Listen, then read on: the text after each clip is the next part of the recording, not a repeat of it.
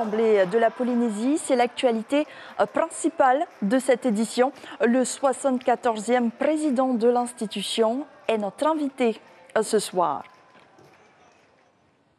Il a été le premier indépendantiste à accéder au perchoir.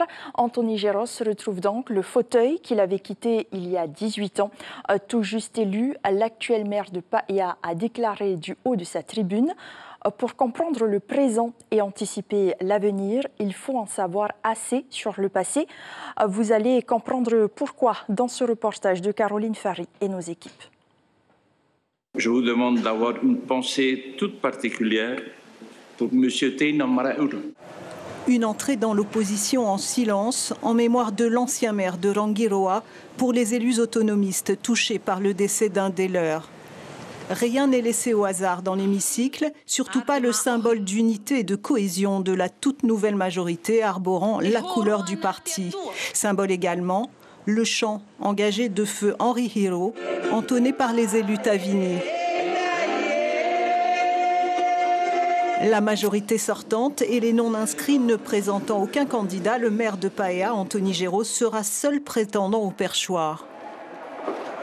Nos salutations à cette présente assemblée, à cette nouvelle assemblée. Féliciter chacun des nouveaux élus qui nous ont rejoints dans cet hémicycle et leur dire bien sûr d'ores et déjà que ce sera avec plaisir que nous travaillerons ensemble ici. Cette élection s'inscrivant dans la continuité des élections d'il y a 15 jours, Monsieur le Président, nous ne présenterons pas de candidat contre Monsieur Géros. 29 voix suffisent pour élire le président de l'Assemblée. Anthony Géros en recueillera 41, 38 du Tavini, auxquels s'ajouteront contre toute attente les 3 des non-inscrits. Nous voulons aussi montrer que nous sommes une minorité constructive. Nous ne voulons pas nous opposer, mais par contre, nous demandons aussi qu'on soit respecté. Pour la 3e fois de sa carrière politique, Anthony Géros est proclamé président de la nouvelle Assemblée. Dans son discours largement axé sur le passé, il ne manquera pas d'épingler l'État, évoquant, je cite, la bonne formule pour lutter contre l'instabilité. C'est ainsi que les indépendantistes du Tavini Huratira ont été à la faveur d'une énième modification de la loi statutaire et électorale exclue du pouvoir en 2013. Avec la perspective non avouée qu'avec cette stratégie, les fomenteurs de cette manœuvre allaient arriver à écarter définitivement le risque indépendantiste de l'échiquier politique du Fénois. La majorité a basculé. L'aboutissement d'un long combat pour le parti indépendantiste et le début d'une mandature concrétisée par la très prochaine élection du président du pays. Et nous accueillons donc le président de l'Assemblée, Anthony Géros Yarana. Merci d'être sur Polynésie la première. Vous retrouvez donc cette fonction que vous avez déjà assumée par le passé. Vous accédez de nouveau au perchoir 18 ans plus tard. Vous l'attendiez ce moment? Oui et non. Oui, parce que pendant 10 ans, nous avons tout fait pour essayer de déjouer la manœuvre de l'État qui a mis en place un dispositif qui devait nous écarter complètement de l'échiquier politique. Mais lorsque nous avons gagné les élections législatives, on a espéré qu'enfin, il y a un déclic qui s'est produit dans la population et qu'avec ce déclic-là, le changement pouvait venir conforter une nouvelle victoire aux élections territoriales. Et c'est ce qui s'est passé. Alors justement, vous êtes connu pour votre franc-parler sans détour. On l'a entendu dans votre discours. Vous avez taclé l'État français en utilisant des mots forts et lourds de sens. On vous a senti un petit peu revanchard. Est-ce que c'est le cas? Non, je pense qu'il était nécessaire de rappeler l'histoire à cette jeune assemblée, puisque chez nous, nous en avons 33 nouveaux venus. Chez les autres, ils en ont également. Et donc, il est important que tous ceux qui siègent aujourd'hui sachent ce qui s'est passé depuis 2004, même un peu avant, pour savoir qu'on n'arrive pas sur un banc de l'Assemblée comme ça parce qu'on a gagné une élection. C'est que derrière, il y a eu tout un travail qui a été fait. Et grâce au travail accompli, on peut espérer et arriver à siéger à l'Assemblée. C'est ce qui s'est passé d'ailleurs. Mais ces victoires successives du Tabini Huir Attira, est-ce que pour vous, pour le groupe, pour le parti politique, c'est une revanche?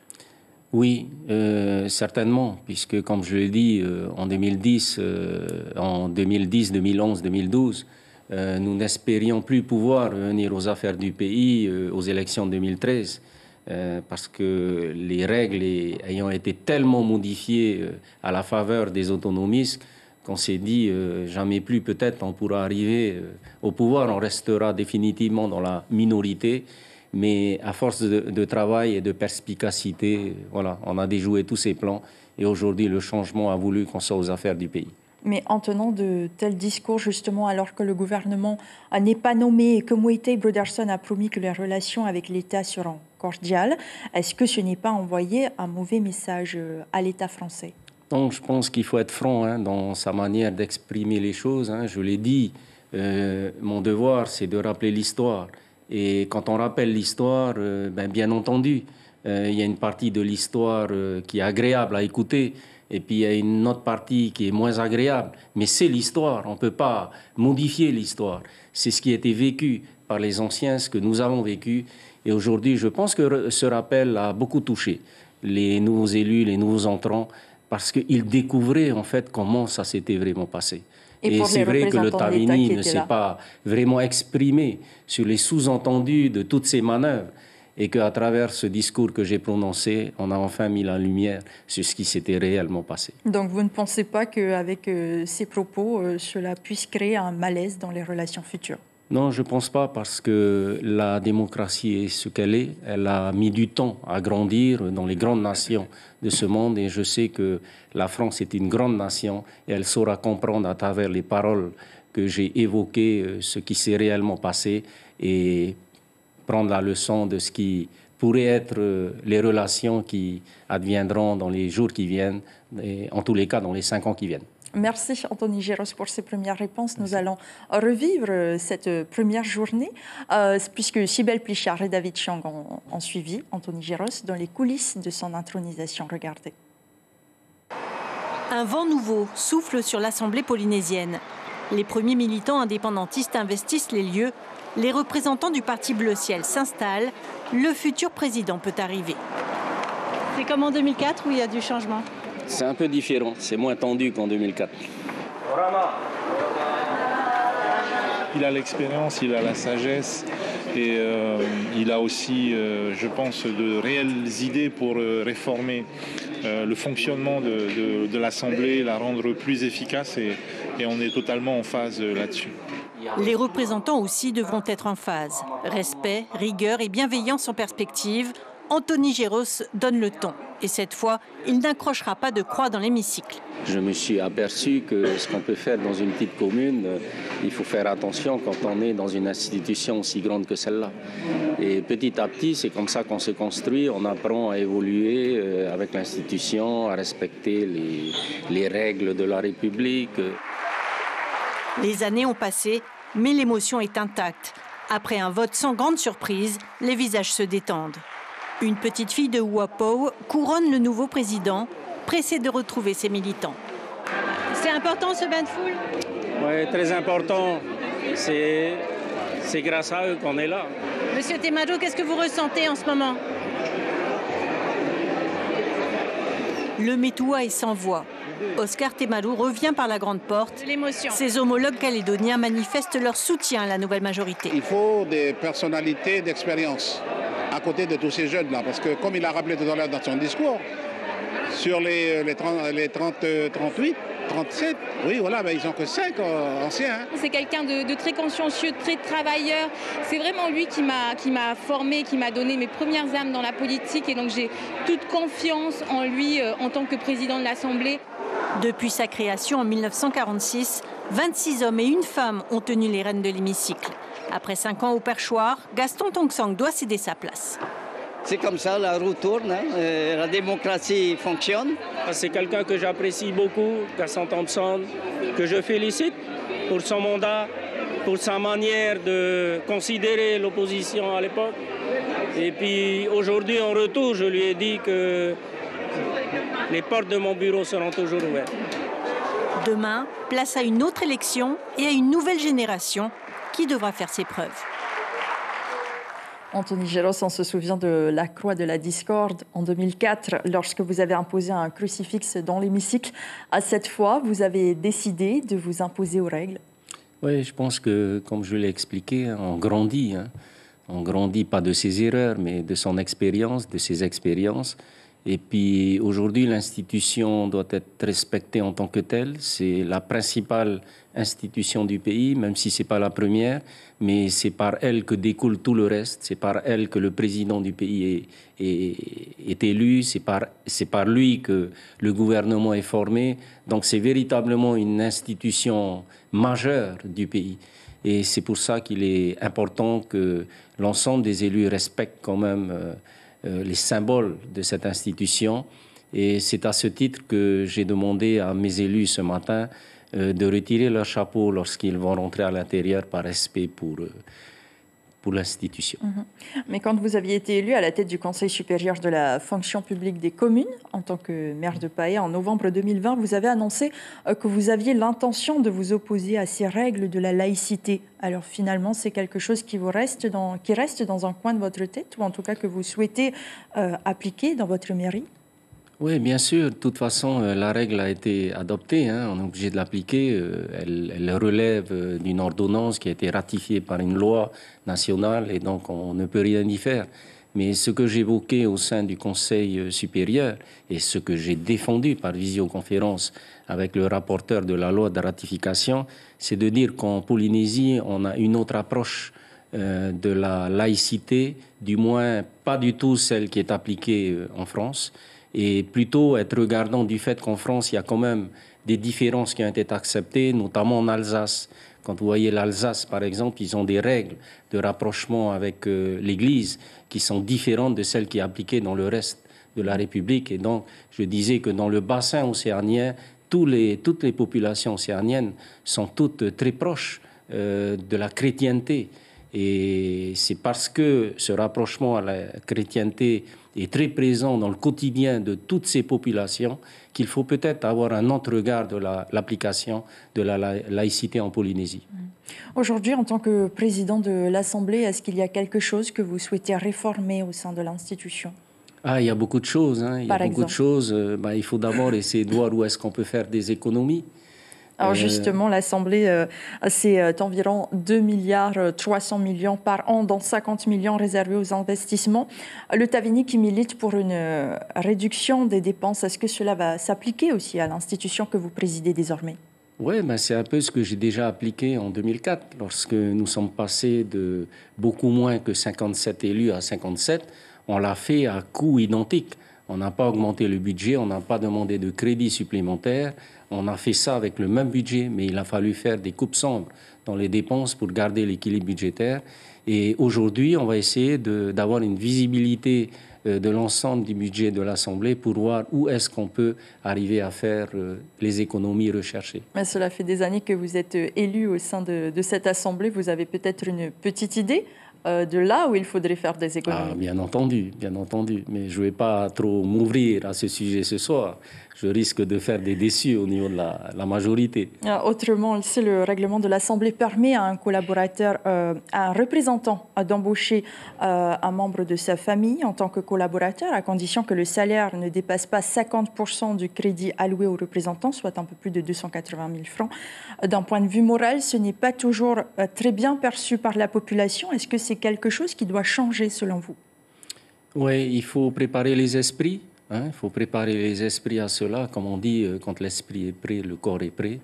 Et donc aujourd'hui, là également, il faut petit à petit faire évoluer ce genre de choses, dans le bon sens. Appliquer une règle comme ça sans faire évoluer les consciences crée toujours des dissidences, des problèmes internes.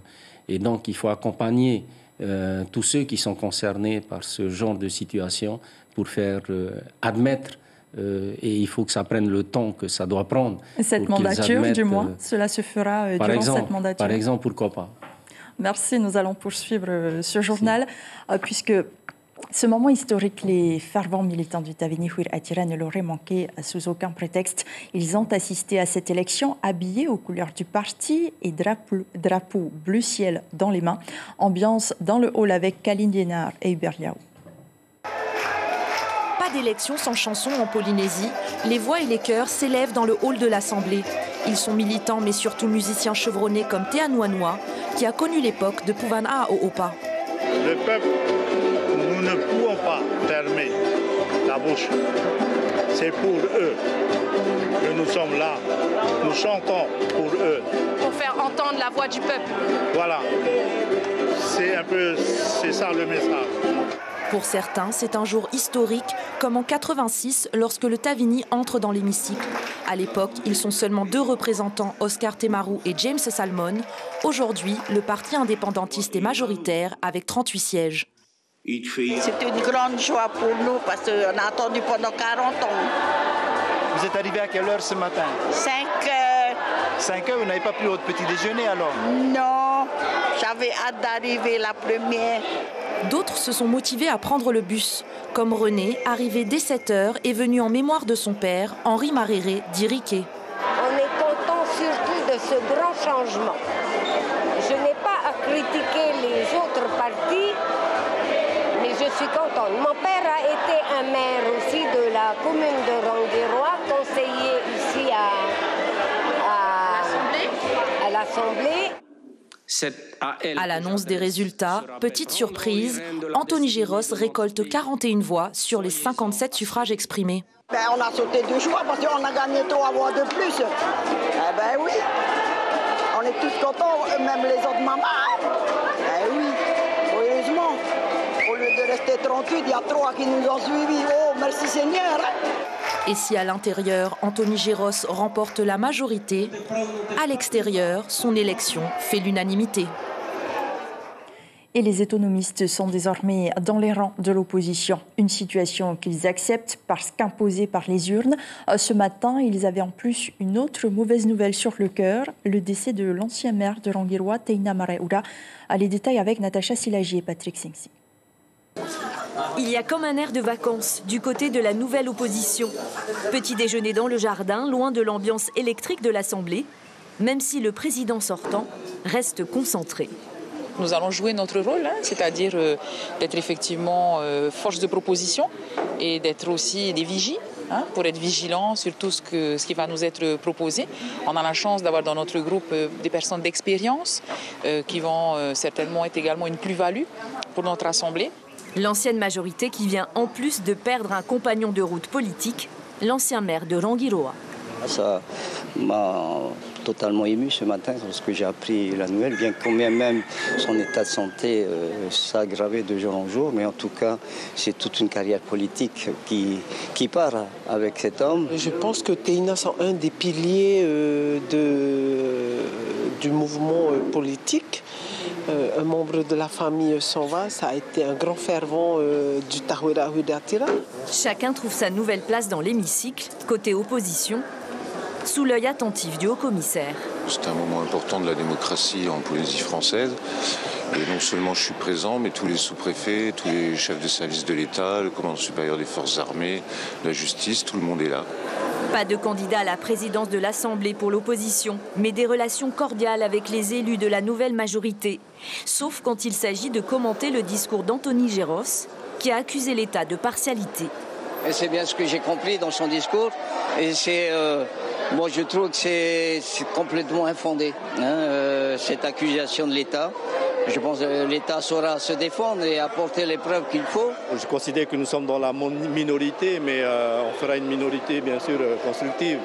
Je pense que le peuple nous a élus dans ce sens. Nous sommes des représentants également, bien sûr, d'une partie qui nous ont donc donné leur confiance. Et l'idée, c'est de, bien sûr, défendre nos idées et d'être constructifs, bien entendu.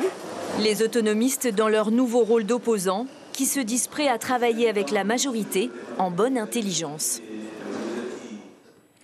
Anthony Géros, l'hémicycle qui a connu par le passé de sérieux passes d'armes des élus de l'opposition, dont vous, dénoncez un manque de respect du règlement intérieur, une parole confisquée, un micro coupé, il y a eu des insultes aussi.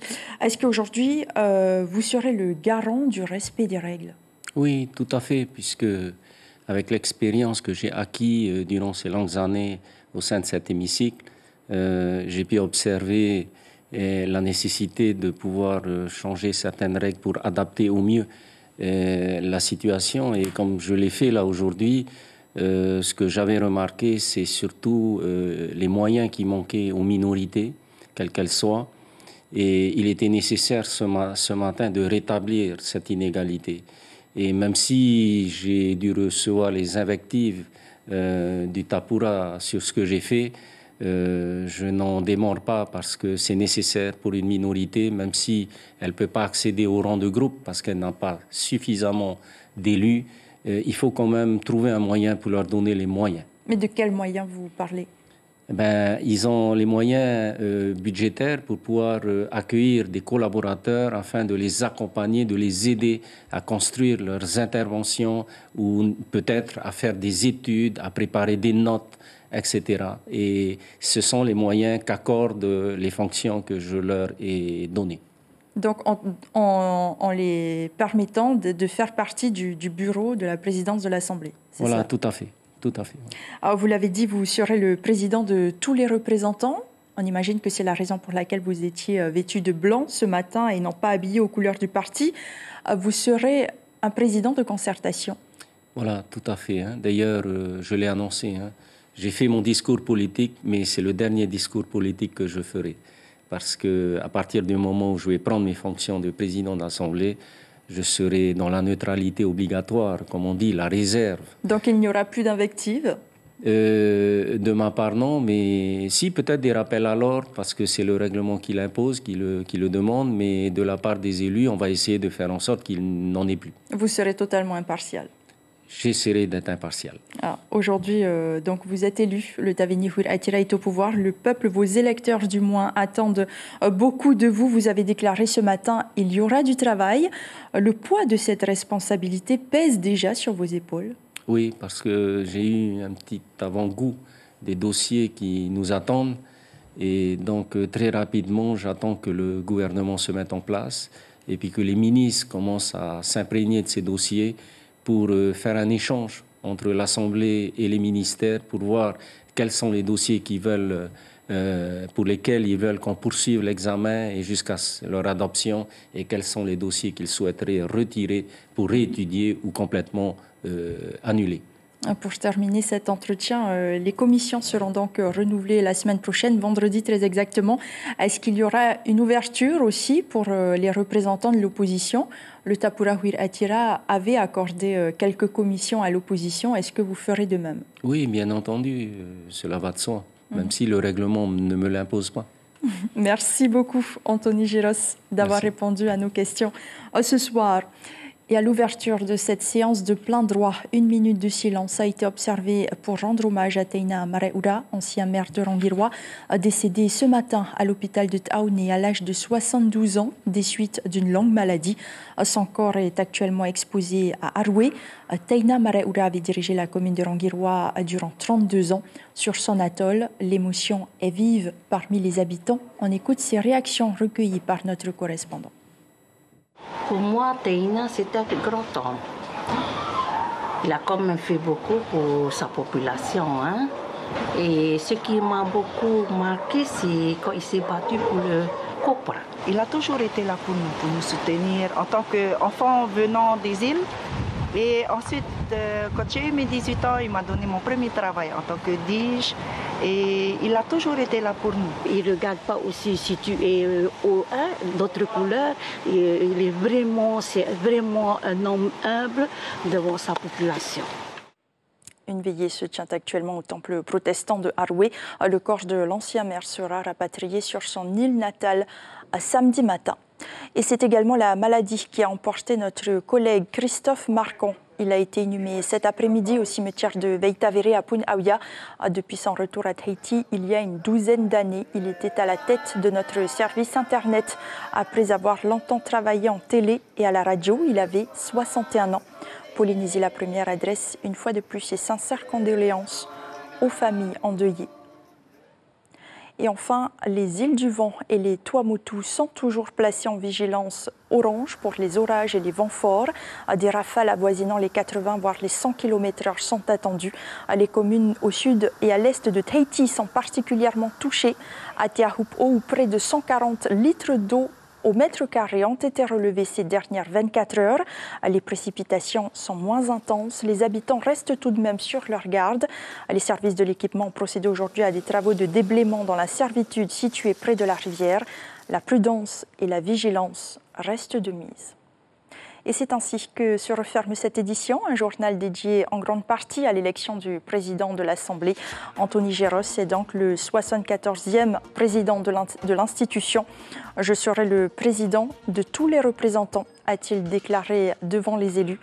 L'Assemblée qui est désormais composée de 38 nouveaux visages sur 57. Une séance à laquelle a assisté Roch Wamitan, le président du Congrès de la Nouvelle-Calédonie et chef coutumier indépendantiste. Il sera l'invité café de votre matinale radio demain matin avant de se rendre à Tarahui pour l'élection du président du pays. Polynésie la Première vous propose de la suivre en direct sur ses 3 antennes dès 8h45. Moetai Broderson devrait être élu 18e président de la Polynésie. Et à la une de votre quotidien Tahiti Info demain, ce titre Tarahui, nouvelle maison bleue.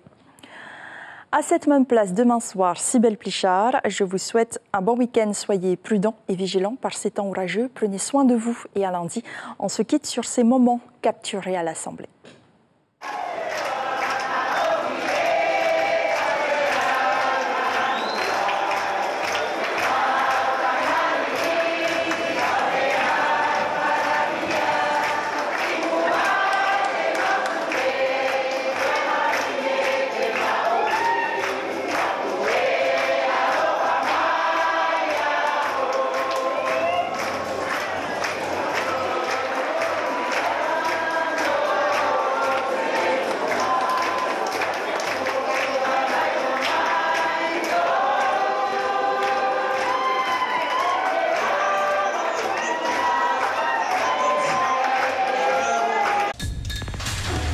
L'information en continu sur Polynésie la Première, Internet et réseaux sociaux.